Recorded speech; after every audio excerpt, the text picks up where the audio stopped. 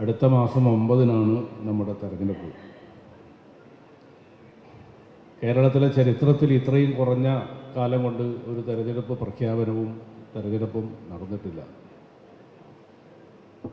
പക്ഷേ തെരഞ്ഞെടുപ്പ് കമ്മീഷനും BJPയും CPMും കൂടി ഉണ്ടാക്കിയ ഒരു ഗൂഢാലോചനയുടെ ഫലമായാണ് ഈ തെരഞ്ഞെടുപ്പ് കേരളത്തിൽ കുറച്ച് സമയം കൊണ്ട് നടത്തുന്നതിന് വേണ്ടിയുള്ള ഒരു സാഹചര്യം ഉണ്ടായിരിക്കുന്നത്.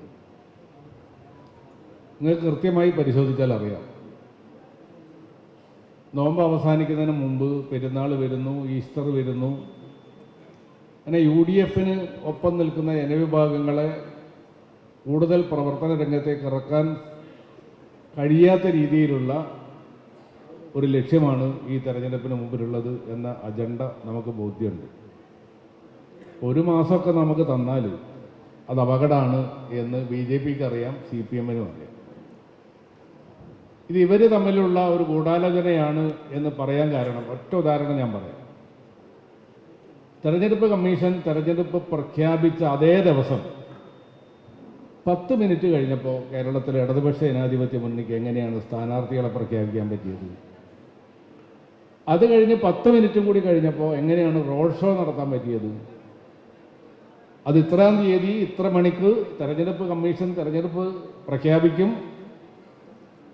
അത് കഴിഞ്ഞ് ഞങ്ങൾക്ക് സ്ഥാനാർത്ഥികളെ പ്രഖ്യാപിക്കാം, എല്ലാ സ്ഥലത്തും റോഡ് ഷോ നടത്താം എന്നൊരു തീരുമാനത്തിൽ കേരളത്തിലെ NDAയും CPMും എത്തിച്ചേർന്നത് ഈ ഗൂഢാലോചന നമ്മളെ ബോധ്യപ്പെടുത്തുന്നതാണ്. ഇത് ഇന്നലെയും ഇന്നും തുടങ്ങിയ ഗൂഢാലോചനയല്ല. കേരളത്തിൽ രണ്ടാളുകളും അളിയമ്പായിട്ട് നടത്തി കൊടുക്കുന്ന കാര്യം കുറേയായി അല്ലേ? 5 വെച്ചാൽ 10 വെക്കുക, 10 വെച്ചാൽ 20 ഇങ്ങോട്ട് വെക്കുക എന്ന് പറഞ്ഞൊരു അളിയമ്പായിട്ടുണ്ടല്ലോ നമ്മുടെ രാജ്യത്ത്. അത് കേരളത്തിൽ CPMും BJPയും തമ്മിൽ വളരെ കാലമായി അങ്ങോട്ടും ഇങ്ങോട്ടും പുറഞ്ചൊറിയാനും സഹായിക്കാനും ശ്രമിച്ചുകൊണ്ട് മുന്നോട്ട് പോവുകയാണ്. പക്ഷേ ഈ വെല്ലുവിളി നമുക്ക് ഏറ്റെടുത്തേ പറ്റൂ. എത്ര കുറച്ച സമയമാണെങ്കിലും കേരളത്തിലെ 10 കൊല്ലക്കാലത്തെ ഇടതുപക്ഷ ജനാധിപത്യ മുന്നണി സർക്കാരിൻ്റെ ഭരണം ജനങ്ങളെ വെറുപ്പിച്ചിട്ടുണ്ട്, മുച്ചൂടും മുടിച്ചിട്ടുണ്ട് എന്നുള്ള ബോധ്യം നമ്മുടെ മുമ്പിലുണ്ട്. നേരത്തെ ശ്രീ MK രാഘവനോട് പറഞ്ഞു, ഉമ്മൻചാണ്ടി അധികാരം ഒഴിഞ്ഞു പോകുമ്പോൾ കേരളത്തിലെ പൊതുകടം 1,22,000 കോടിയാണ്. ഇപ്പോൾ ആ 1,22,000 കോടി എന്ന് പറഞ്ഞത് 69 കൊല്ലക്കാലം കൊണ്ട് രാജ്യത്തുണ്ടായ കടമാണ്. 59-ൽ EM ശങ്കരൻ നമ്പൂതിരിപ്പാട് കേരളം ഭരിച്ചത് മുതൽ 2016-ൽ ഉമ്മൻചാണ്ടി അധികാരം വിട്ടുപോകുന്നത് വരെ 69 കൊല്ലക്കാലം കേരളം ഭരിച്ചിട്ട് ആ ഗവൺമെന്റുകൾ ഉണ്ടാക്കിയ കടം 1,22,000 കോടിയാണ്. ആ 1,22,000 കോടിയിൽ നിന്ന് 10 കൊല്ലക്കാലം കൊണ്ട് പിണറായി വിജയൻ കേരളം ഭരിച്ചപ്പോൾ 6,22,000 കോടിയാണ്. 5 ലക്ഷം കോടിയാണ് കേരളത്തിലെ പൊതുകടം വർദ്ധിച്ചിരിക്കുന്നത്. ഈ 5 ലക്ഷം കോടി രൂപയുടെ പൊതുകടം കേരളത്തിൽ വർദ്ധിച്ചാൽ അതിൻ്റെ ഗുണം ഈ ഇരിക്കുന്ന മുഴുവൻ ആളുകൾക്കും കിട്ടേണ്ടതാണ്. ഈ രാജ്യത്തെ മുഴുവൻ ജനങ്ങൾക്കും കിട്ടേണ്ടതാണ്. ഈ രാജ്യത്തിലെ മുഴുവൻ മേഖലകളിലും അതിന് തെളിച്ചം ഉണ്ടാകേണ്ടതാണ്. നമ്മൾ കണ്ടിട്ടുണ്ടോ?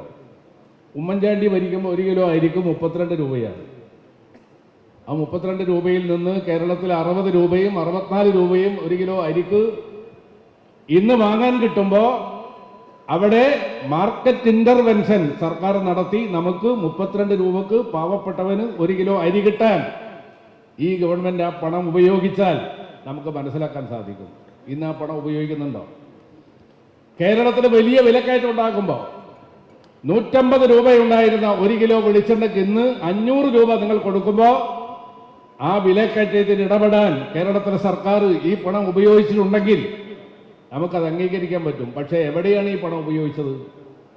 കേരളത്തിൽ എവിടെയും പാവപ്പെട്ടവന് നിത്യോപയോഗ സാധനങ്ങൾ വാങ്ങുമ്പോൾ വില കൂടുമ്പോൾ ഉമ്മൻചാണ്ടി കേരളം ഭരിച്ചതുപോലെ, കുഞ്ഞാലിക്കുട്ടി കേരളം ഭരിച്ചപ്പോൾ ഉണ്ടായതുപോലെ മാർക്കറ്റിൽ ഇടപെട്ടുകൊണ്ട് പാവപ്പെട്ടവന് നിത്യോപയോഗ സാധനങ്ങൾ വില കുറച്ച് കിട്ടാൻ സർക്കാർ ഈ പണം മുടക്കിയാൽ നമുക്കത് അംഗീകരിക്കാം. പക്ഷേ അവിടെയൊന്നും സർക്കാർ ആ പണം മുടക്കിയിട്ടില്ല.